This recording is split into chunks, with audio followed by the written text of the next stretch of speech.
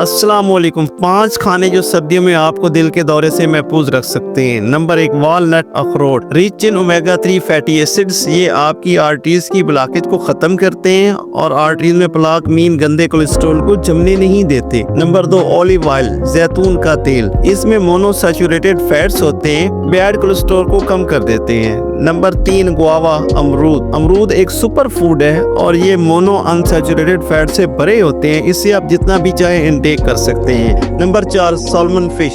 ये omega 3 fatty acid का एक बहुत बड़ा सोर्स है। ये आपकी आर्टरीज को खोलेगा और आपको दिल के दौरे से बचाएगा। Number 5, leafy green vegetables. ये नाइट्रेट से भरी होती हैं, ये आपकी बॉडी पे ब्लड फ्लो को मेंटेन करती हैं और आर्टरीज को खोलती भी हैं और दिल के दौरे से महफूज रखने में वाइटल रोल प्ले करती हैं। टेक केयर, अल्लाह हाफिज।